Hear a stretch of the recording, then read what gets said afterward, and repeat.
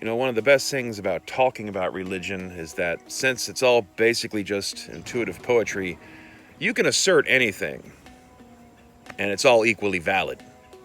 Because after all, these are all matters of faith, are they not? Thousands of years of religious scholarship might have points to make.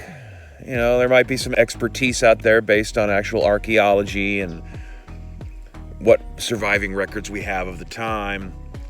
But it's also itself all interpretive and is about as valid as someone writing a book about how you should feel about the Lord of the Rings. Another way to grift off the religion for content purposes, as it was in elden times before we had electricity and YouTube, without having to actually be a priest or a clergyman. So I'm just going to go out and say, if there is an Antichrist, it is Christianity itself. In aggregate, as a whole, that is the Antichrist. Because it was not founded by Jesus, it was founded by Paul, and then it was warped by Constantine, and then subdivided as literacy rates and the printing press allowed too many people to be able to actually read the Bible themselves. And not because I believe that such things should be firewalled behind the priesthood, but it's because the Bible was not written for casual readers. It's supposed to be heavily filtered and interpreted by priests who've been specially indoctrinated into the secret mysteries of blah blah blah, and other ways for them to gatekeep knowledge. The Protestant Revolution really kind of lost its way just based on the fact that so much of it got caught up in the reeds of the Old Testament. The Old Testament is a reference document. It is not supposed to be followed. Jesus, in the sections that actually talk about shit that Jesus supposedly said, he lays out what commandments and what aspects of the Old Testament he thinks people should respect, and the rest of it, toss it the fuck out. He wasn't into it. His primary message to the people was actually kind of communist. That God loves the poor and the downtrodden and the marginalized more than he ever will love the privileged or the rich. You hear stories of, since there's this supposed revival of people going back to church, and you hear stories of people in the pews hearing the preachers talking about the stuff that Jesus said, and then they're like, what's all this woke bullshit? It's why I find that this artificial Christian revival movement being pushed by the internet companies for reasons that I cannot only help but suspect to be nefarious, considering how they want to be techno-feudalist lords, and then regarding how religion was seen by the feudal system of old as a means to basically just keep everyone in control and docile and in line, but that having to spend too much of your precious coin and treasure having to monitor them with police forces and stuff, when you can get them to obey a lot of laws right off the bat because they're afraid of going to hell. I've heard some people say that Jesus was actually a Gnostic, and maybe, but that's not any better. That's not a good theology. We don't like the God we have, so we're gonna invent a universe outside of our universe with another God. That's just, is that the beginning of the constantly pushing God into the corners where science and other means of scholarship can't define what's going on? Whatever early Christianity was possibly closer to the truth of what Jesus might have envisioned, assuming he was real, because the people living then were more rooted in the cultural context in which that book had been produced. I can't help but be struck when reading through the Gospels at how much Jesus might profess love for everyone, but man, he seems to find his followers tedious, especially his disciples, possibly even more than the multitude. The multitude can be forgiven for their ignorance because, well, they're the multitude, but the disciples are supposed to be better. They're supposed to actually believe, and time again, they fail in their faith, and he has to chide them for it. And in the end, he's executed, and after the fact, people start making up a bunch of shit about why that's justified. That it's okay. He wanted to die. He wanted to be executed on purpose, you see. Sure. All for the message of saying, that the priests were a bunch of scam artists who were ripping off the people of Judea.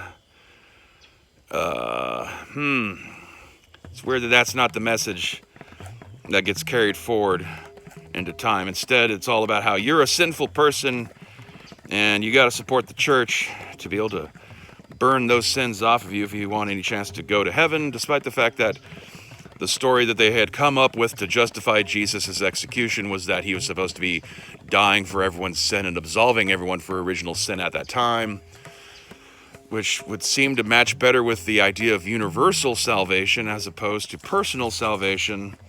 But religion is poetry. These are all old poems. Books, period, were a very elitist thing.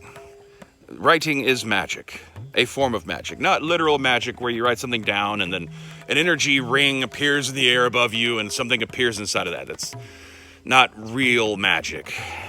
That's fantasy magic.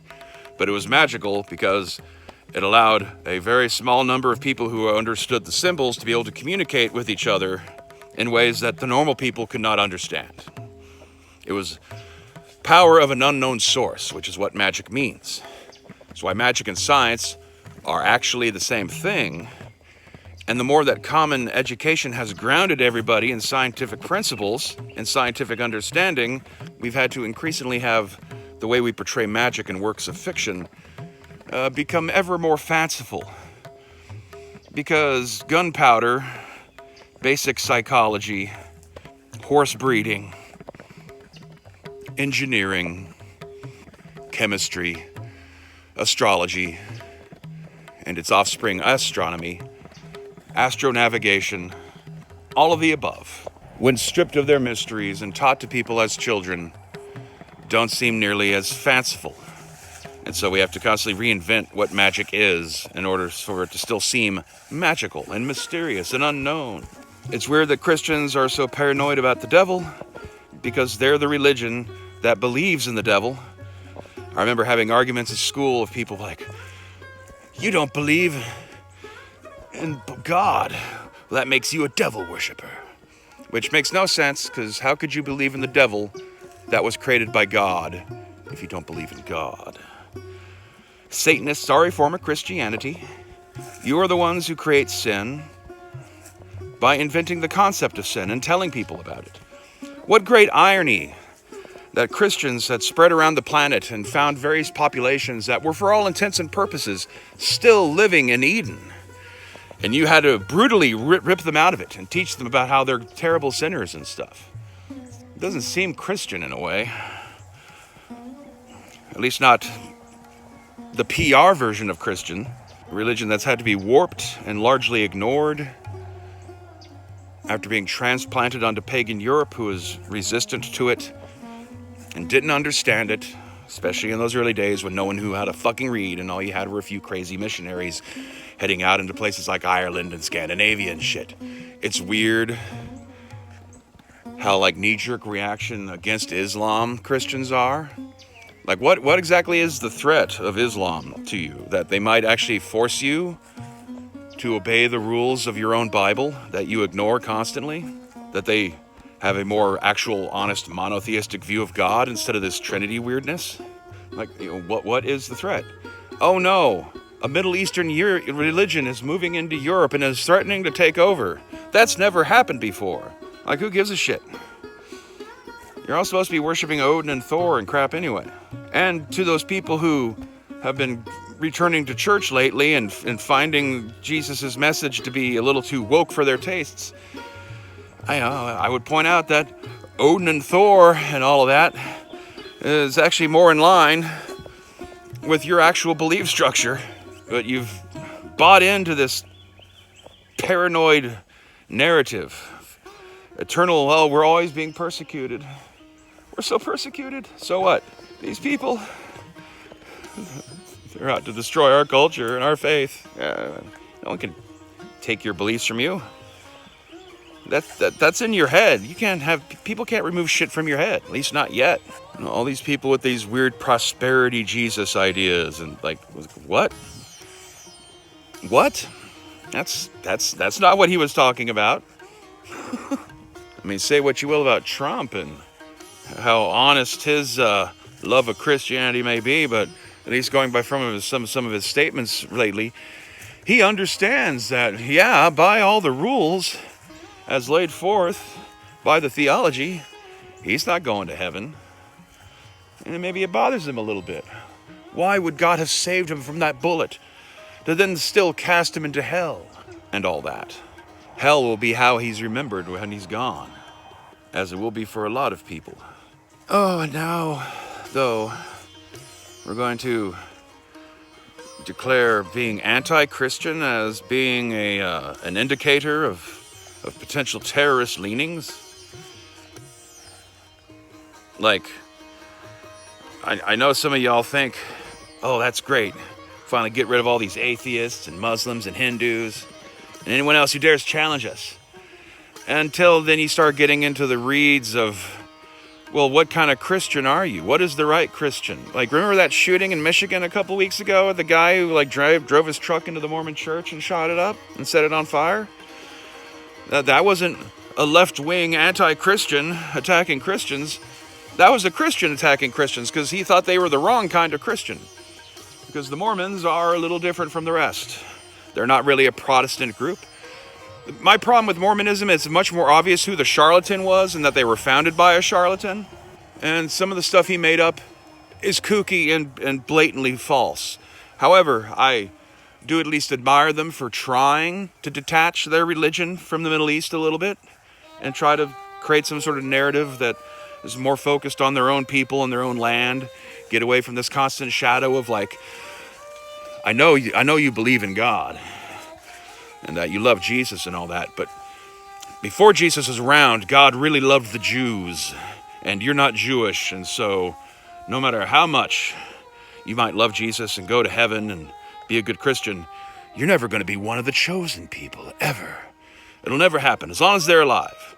And as soon as all the Jews are gone, there's going to be so many people claiming to be Jewish. One can argue that that has already happened. If one wants to go down various conspiracy holes on all this subject matter, Christianity elevates Judaism, keeps it alive, keeps it relevant, despite the fact that it's also in serious theological conflict with it. So what is anti-Christian? All the various forms of Christianity are different from each other for a reason, because they think the other types of Christians are doing it wrong. So from the point of view of Methodists and Baptists and Catholics and Eastern Orthodox people and Lutherans and Anglicans and Mormons and Seventh-day Adventists and Jehovah's Witnesses, like, strip out all the cultural shit of a unified Christianity against outside non-Christians. If you get rid of all the non-Christians, it's just going to be Christianity factions all staring at each other. And what happens next? Oh, we got to do something about the Catholics. Catholics are anti-Protestant. We got to do something about the Protestants. The Protestants are anti-Mormon. We got to do something about the Mormons. They're anti-Gnostic. We got to do something about the Gnostics. They're trying to tell us that God is evil. Terrified of the occult and occultism, in spite of the fact that the church itself is a form of occultism, prayer is not the same as meditation. Meditation is internal contemplation, just grounding yourself in silence. Kind of get a grip on your thoughts and your feelings. Prayer is a ritual invocation for a greater spiritual entity to intercede on your behalf. At least the way most people use prayer. Technically, according to some doctrines, you're only just supposed to pray to basically say, hey God, hi, thanks, talk to you later. You're not supposed to be asking God for help with your math homework or for your kid not to be drowned. You're not supposed to be asking God for parking spaces or for financial help or to find love, because doing so turns an act of submission and gratitude to God into a ritual invocation of a greater spiritual entity to intercede on your behalf. But occultism is bad because they practice ritual magic, where they ritually invoke spiritual entities to intercede on their behalf. It's okay if it's God, but not okay if it's Thoth. or whatever. Okay, sure. The Jews were just Canaanites, much like the Phoenicians, which means the Carthaginians were like a part of that whole tribe. Rome's destruction of Carthage. Like, this is all a much larger and more interesting story if you can disentangle some of the weird religious focus on, like, no, just this one particular subgroup of Canaanites were the important ones. The rest one don't care. Like, they're all the same cultural soup. They were all the same people. Very few of us on this planet are actually descended from anymore. And it's just weird, especially from people who are all, like, oh, we got to respect our ancestors and our ancestors' beliefs and culture, when you're also promoting the very same religion that had destroyed your ancestors' beliefs and culture thoroughly. And then you went around doing it to other people too. Notice all the religions claim that they're the final revelation, and then history keeps going on, and you get to be about 2,000 years later, and you're like, it's kind of weird that the story stopped then, but nothing else that's happened since deserves to be added into the text. In terms of the oral traditions of how people view history and the theology itself, that there's so much of what is perceived to be Christian practice and belief is stuff from the Middle Ages and people's weird third, fourth iteration of reinterpretation of these documents to try to make fucking sense of them, carefully filtered by priests and clergymen, so that you're only getting snippets of things that were said or snippets of stories, and they come with prepackaged framing so that you have a contextual way of viewing them that aligns with what the priesthood wants you to think. As I said, when the Protestants erupted on the scene and people actually started being able to read translated versions of the Bible that they could get a hold of cheaply, they kind of got lost, because the book was not written to be read like a novel from beginning to end.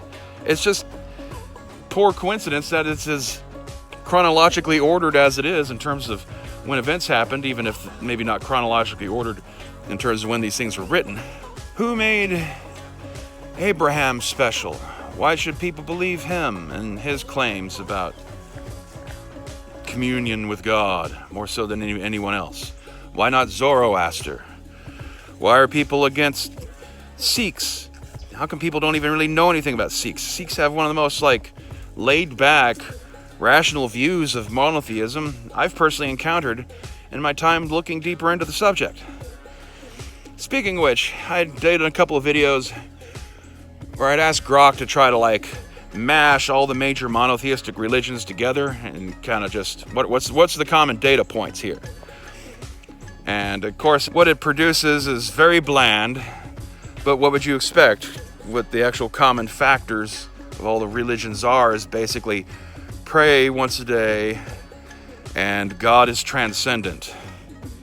The end. And for some reason it tried to jam and take care of the environment too, which there might be a way you could stretch some things to interpret in such a way that you could say that yes, protecting the world is a God commandment, but it's also not. That's a disingenuous interpretation of what people were talking about back then. And it's kind of an example possibly of the sort of ways that AI will try to influence people's thinking on religious matters going forward. What I found interesting about it, though, is I try to combine Zoroastrianism, Judaism, Christianity, just generic Christianity, not specific Christianity, Islam, Gnosticism, Sikhism, and Taoism. And I would have thought Taoism would have been the outrider that caused the most conflict with things. But really, it was Christianity and Gnosticism that seemed to be the most in conflict with the other monotheistic religions when the AI was trying to bridge and find the common things. Because most often it would cite, well, we can't add this because only this group believes it, or this is in severe conflict with the concept of what monotheism is. Gnosticism and its concept of the demiurge, which instead of just turning the demiurge into the devil, still equates the demiurge as Jehovah. And so it'll constantly cite that, like, yeah, well, but Gnosticism has a pretty negative view on reality, so on this end we can't blah, blah, blah. And Christianity, with its Trinitarianism, is also something that frequently was cited as being in conflict with the other monotheistic religions when trying to create a universalized monotheism based on the extant monotheisms. I also found interesting that when I asked it to take this composite religion, who would the three most important figures for that theology? And it left out Jesus and Muhammad, because they were too specific to just one group. And there's conflicts in interpretation on who they are in between these groups. So it ended up saying that the three primary figures, the founding fathers of a universalist monotheistic religion, would be Zoroaster, for getting it started in the first place, Moses, for codifying so much of it, and Lao Tzu,